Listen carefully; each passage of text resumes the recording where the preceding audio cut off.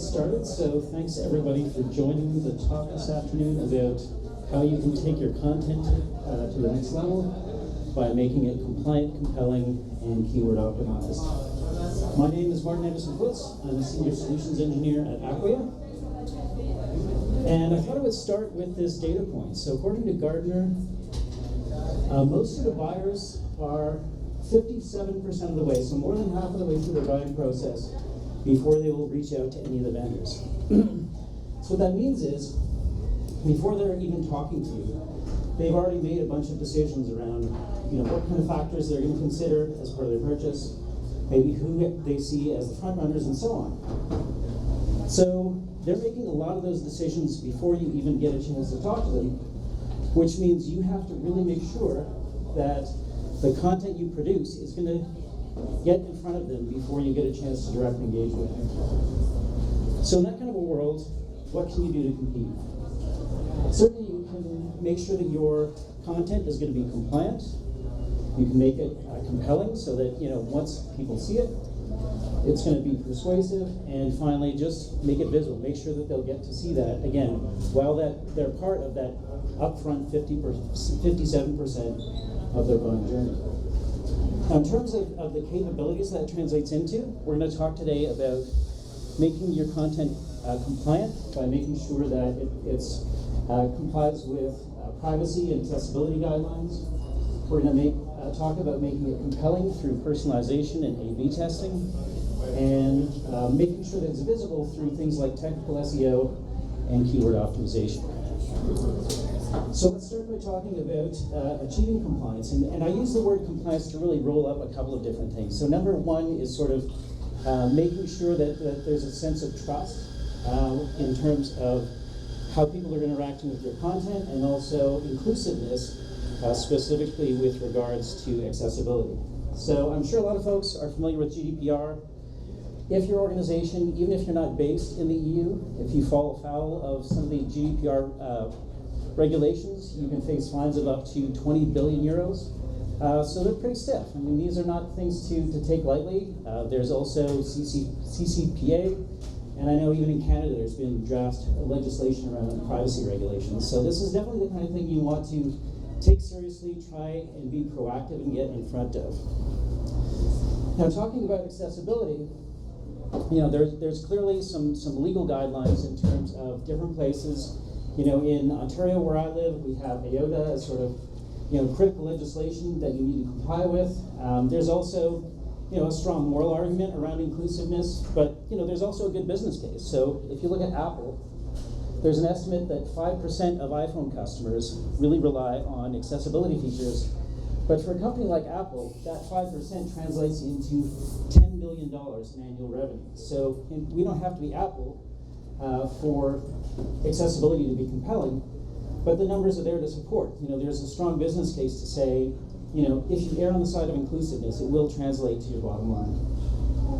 So analysts like KPMG estimate that consumer-facing organizations are basically failing to address about 17% of their addressable market by not providing enough accessibility features. McKinsey & Company estimates that those same organizations are basically leaving almost $7 billion on the table, again, by failing to deliver the kinds of accessible experiences that their customers need. And this is an issue that's only going to get worse. So as we have an aging population, as we approach the year 2030, all of these are going to get more and more acute. So today, Acquia has a solution. It's called Moncito. It's actually an organization that's been around for a while, but we're happy to sort of welcome them to the Acquia family. But you can use Moncito to scan your website for compliance with data privacy, with accessibility, and also to provide cookie consent management as well. So here's just a few of the different features, again, highlighting accessibility, data privacy, and cookie consent management as really the features that are probably most directly related to what we're talking about today, but there's a host of other features. So you can do heat maps, you can do SEO scanning, a variety of other kinds of features that you can take advantage of, again, all as part of this single package. Now, moving on to that idea of making sure that your content is going to be compelling, personalization is certainly one of the keys to making sure that your content will be compelling. And if you look at what consumers tell us, they're telling us that they want those personalized experiences. So they actually feel frustrated. You know, the vast majority of customers, if they're just fed generic information that's not really relevant to them, you know, they're 80% more likely to purchase when they are given those personalized experiences, and they're much more likely to actually share personal information, which, you know, becomes sort of that you know, feedback loop of allowing us to then give them better and better experiences.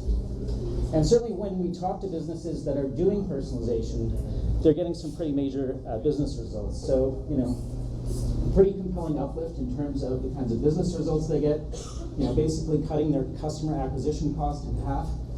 So these are some pretty major benefits. Also, A/B testing is certainly, you know, a discipline that more and more organizations are taking advantage of. So that idea of like data-driven iterations over how their website works and interacts with visitors. So the idea here of having like a control, testing some variation that makes one very specific change, and then seeing, you know, which one works better, and then setting sort of a new baseline moving forward, and then starting to experiment in different things. So Acquia Convert is the tool that we would suggest today. Some of you may be familiar with an older product that we've been selling called Acquia Personalization, but Acquia Convert is based on a popular technology called VWO that some of you may be familiar with. Some of the benefits that it has is it's actually CMS agnostic, so where Acquia Personalization was a solution that worked really well, but only on Drupal websites, VWO is something you can use on headless websites, you could use it on WordPress sites, and so on. Also, you know, it has a number of the same features you might be used to in terms of like segmentation, behavioral targeting, having an open API, reporting, and so on. But it has some more advanced features around sort of dynamic text replacement, as well as a much richer suite of capabilities around A/B testing. So finally, in terms of making sure that your content will be visible, I wanted to share an anecdote. So for a few years, I worked at a company called StarTech.com in my hometown of London, Ontario. And the CEO used to like to say, the SERPs are our store shelves. Because they were an organization that didn't have any retail space, they really sold through like distribution channels and partners, but they really saw the search engine listings as where they had the opportunity to really market their products. And so there was a tremendous focus around SEO and being able to make sure that the content that we produced, the product listings that were on our website, we're going to do everything possible to rank as highly as possible. So you definitely don't want to be this brand here that just basically didn't show up. It's really important to put as much effort as possible into making sure that you're going to have the visibility you need, again, to be part of that initial consideration. So SEO is definitely, you know, one of the key strategies in terms of tackling this problem. And the two elements of SEO that we're going to talk about today are technical SEO and keyword optimization. So there's a variety of tools available in the SEO space. I mean, you know, I think there was a presentation earlier where they talked about kind of the proliferation of tools available in the MarTech space. And certainly SEO tools are no exception. But the problem is that they tend to be very niche and very focused in terms of the kinds of insights that they'll give you. And there haven't been a lot of good solutions that really give marketers that end-to-end focus. So giving them strong data around things like, you know, not only what are the best keywords to target, but also actionable data around what are the best practices that we can gather from analyzing so the sites that rank highly for those high-value keywords. So that's why Acquia is really excited to now have partnered with an organization called Conductor. We have a solution called Acquia SEO that is going to allow you to bring in lots of very insightful data from SEMrush, but then layer on that extra level of analysis, and then even bring in sort of you know, AI-based tools to help your content creators more easily create content that's going to follow those best practices automatically, be able to provide tracking over time of how you're ranking for those keywords, and just overall measure kind of the impact that you're having through those SEO efforts. So putting these three different capabilities together, we're calling this digital experience optimization. Again, behind that idea of really making sure that you're doing everything possible to make your content as effective as possible, to help guide them throughout that buying process. So there's lots of sort of specific capabilities, but I thought I would try, instead of focusing on some of the sort of granular tactics and capabilities, to use the rest of the time to maybe pitch you something of a bigger idea. Really what we suggest to get the maximum value through some of these strategies is to try and develop within your organization what we call a culture of optimization. And really what that means is, starting by trying to build for the future, by understanding who your customers, what are the journeys that they go through as part of the buying process, what data and content do you have to sort of help guide them through that.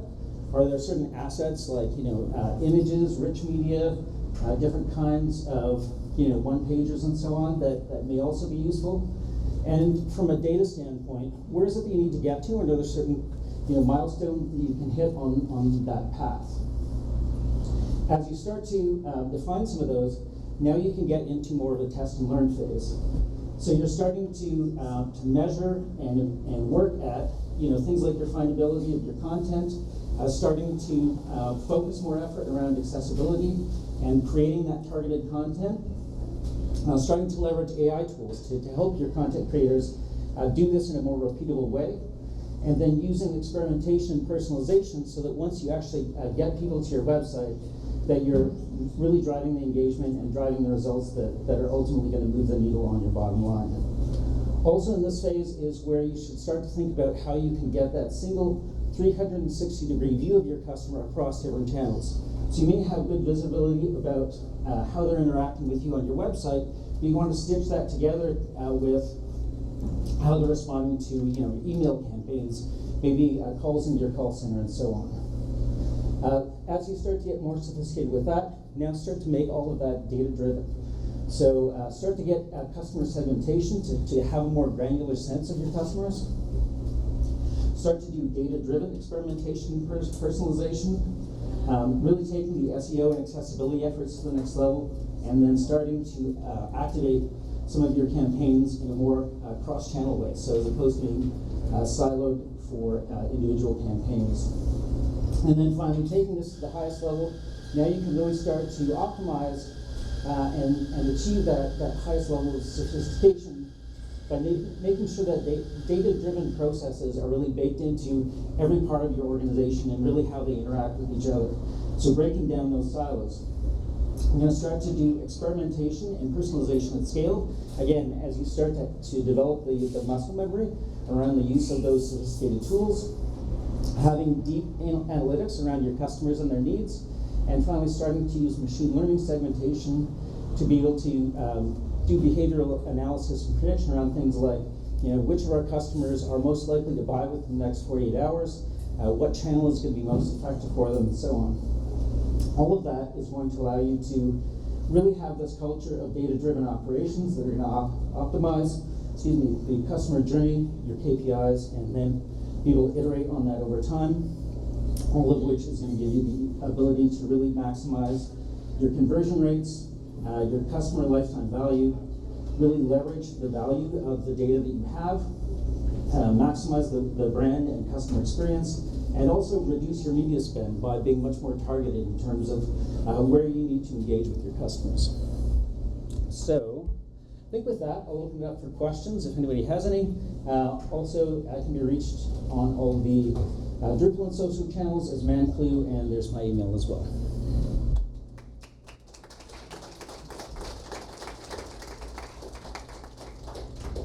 Any questions?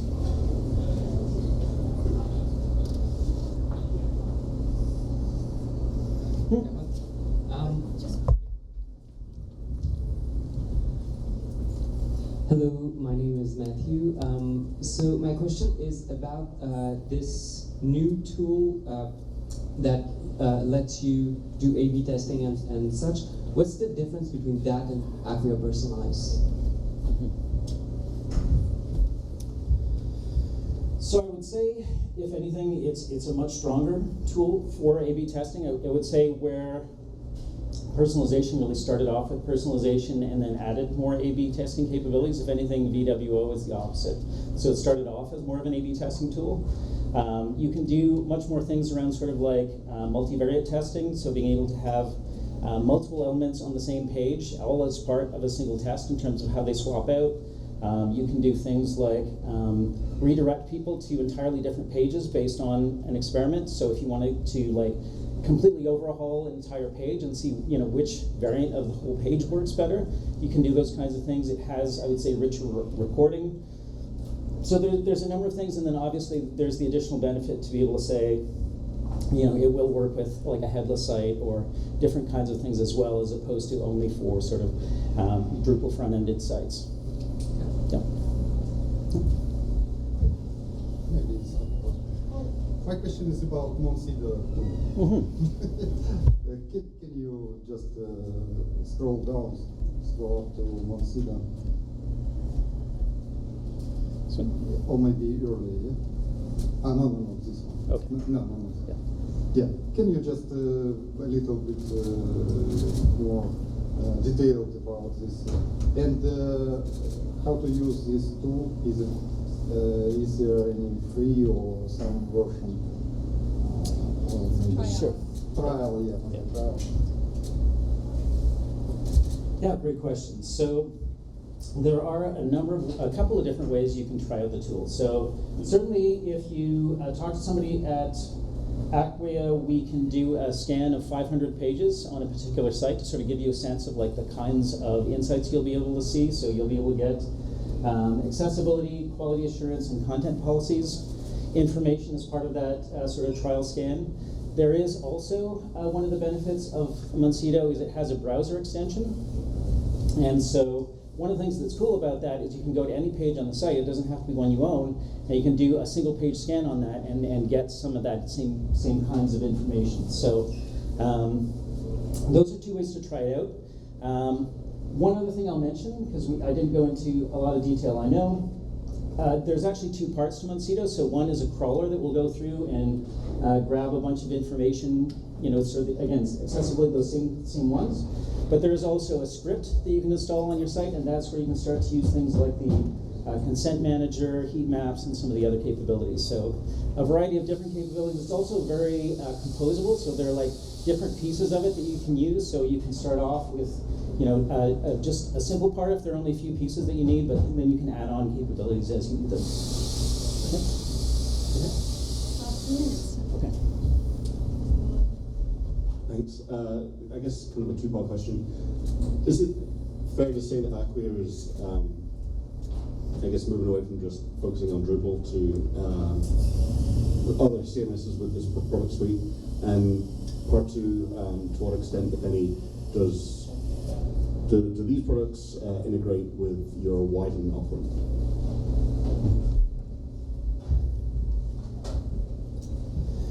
Okay, so I don't work in the product department, so I'm doing my best to sort of give my perspective, but it's certainly not, officially what somebody who manages products for Acquia would say.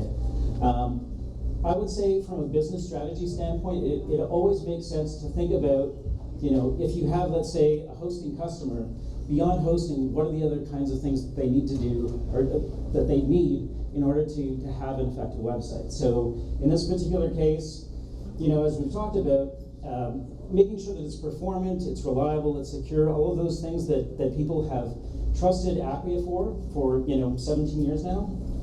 We're going to still maintain that focus, but we want to add the capabilities to make sure that people, if they want, can use Acquia for a whole range of capabilities to make sure that their website is effective in other ways. And so that's why we're adding these new tools. It does also create the possibility that we may be talking to somebody who's like, we love the idea of Drupal, we're thinking about maybe in 2 or 3 years' time, we might consider that, but for today, our need is really around cookie consent management, or our need is around accessibility, that we have things that we can offer to sort of start to develop that relationship, and then hopefully once some of those other opportunities come along, we can talk to them about those opportunities as well. Sorry, what was the second part? Integration with widen down. Integration with the widened down is an interesting one. I know that's one of the things that we're certainly building out throughout our products. I'm not sure in this case how much that's relevant. I know there is PDF scanning as part of Montseto, and so maybe that's a part. I think I have heard that is something that they're working on today, so that if you have PDFs that are in the den, those could be scanned today if they're linked from the website.